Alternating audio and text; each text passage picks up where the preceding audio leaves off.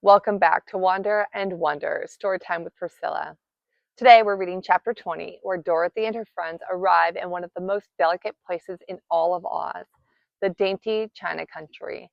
It's a land of tiny people, painted houses, and beautiful things that must be treated with great care. Let's tiptoe in and see what happens.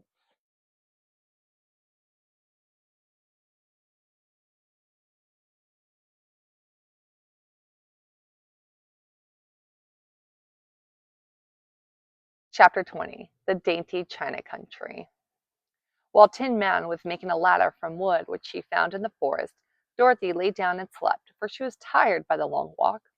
The lion also curled himself up to sleep, and Toto lay beside him. The Scarecrow watched the Tin Man while he worked, and said to him, "I cannot think why this wall is here, nor what is it made of."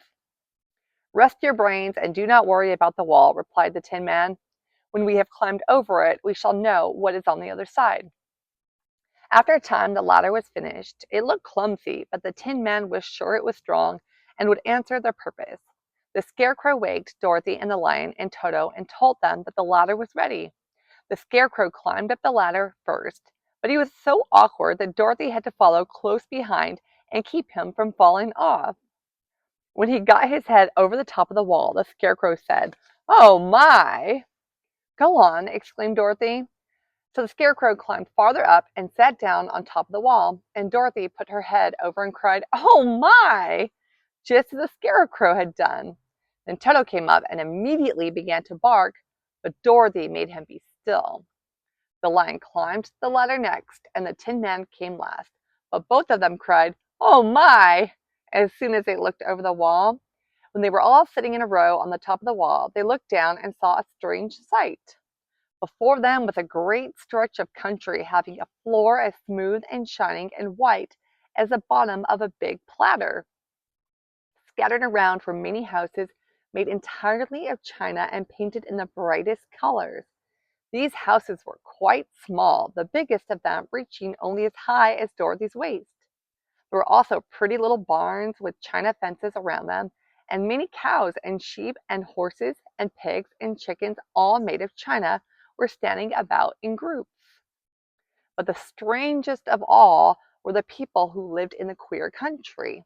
There were milkmaids and shepherdesses with brightly colored bodices and golden spots all over their gowns, and princesses with the most gorgeous frocks of silver and gold and purple, and shepherds dressed in knee breeches with pink and yellow and blue stripes down them, and golden buckles on their shoes, and princes with jeweled crowns upon their heads, wearing ermine robes and satin doublets, and funny clowns in ruffled gowns with round red spots upon their cheeks, and tall pointed caps. And strangest of all, these people were all made of china, even their clothes, and were so small that the tallest of them was no higher than Dorothy's knee.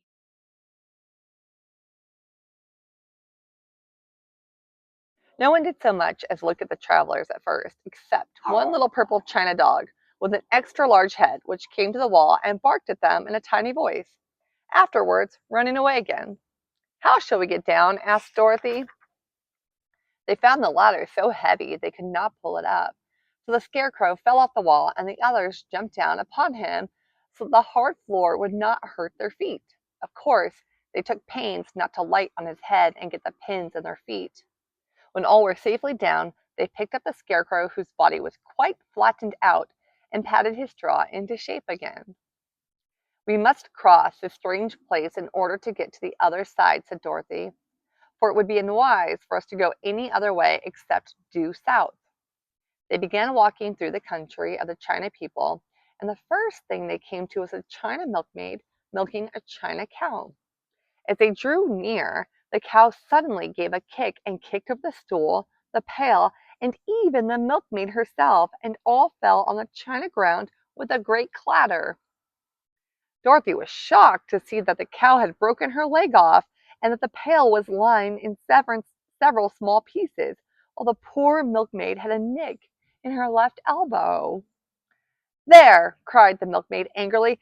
"See what you have done? My cow has broken her leg, and I must take her to the mender's shop and have it glued on again. What do you mean by coming here and frightening my cow?" "I'm very sorry," returned Dorothy. "Please forgive us." But the pretty milkmaid was much too vexed to make any answer. She picked up the leg sulkily and led her cow away, the poor animal limping on three legs. As she left them, the milkmaid cast many reproachful glances over her shoulder at the clumsy strangers, holding her nicked elbow close to her side. Dorothy was quite grieved at this mishap. "We must be very careful," said the kind-hearted Tin Man, "or we may hurt these pretty little people, so they will never get over it."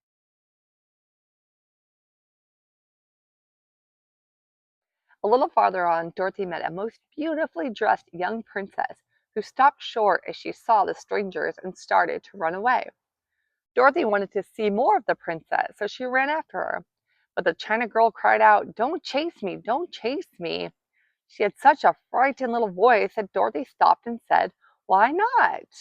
"Because," answered the princess, also stopping a safe distance away, "if I run, I may fall down and break myself." "But could you not be mended?" asked the girl. "Oh, yes, but one is never so pretty after being mended, replied the princess. "I suppose not," said Dorothy. "Now there is Mr. Joker, one of our clowns," continued the China lady, "who is always trying to stand upon his head. He has broken himself so often that he is mended in 100 places and doesn't look at all pretty.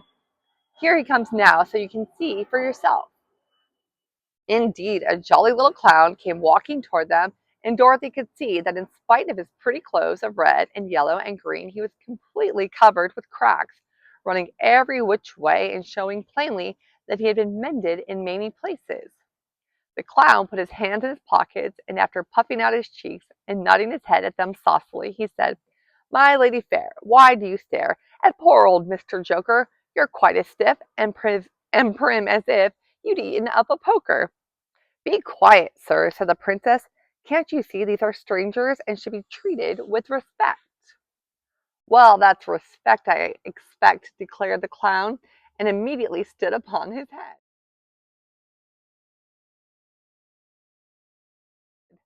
"Don't mind Mr. Joker," said the princess to Dorothy. "He is considerably cracked in his head, and that makes him foolish." "Oh, I don't mind him a bit," said Dorothy. "But you are so beautiful," she continued, "that I am sure I could love you dearly. Won't you let me carry you back to Kansas and stand you on Aunt Em's mantle? I could carry you in my basket." "That would make me very unhappy," answered the China Princess. "You see, here in our country we live contentedly and can talk and move around as we please. But whenever any of us are taken away, our joints at once stiffen, and we can only stand straight and look pretty. Of course, that is all that is expected of us when we are on mantels and cabinets and drawing room tables, but our lives are much pleasanter here in our own country." "I would not make you unhappy for all the world," exclaimed Dorothy, "so I'll just say goodbye." "Goodbye," replied the princess. They walked carefully through the China country. The little animals and all the people scampered out of their way, fearing the strangers would break them. And after an hour or so, the travelers reached the other side of the country and came to another China wall. It was not so high as the first, however, and by standing upon the lion's back, they all managed to scramble to the top. Then the lion gathered his legs under him and jumped on the wall. But just as he jumped, he upset a china church with his tail and smashed it to pieces.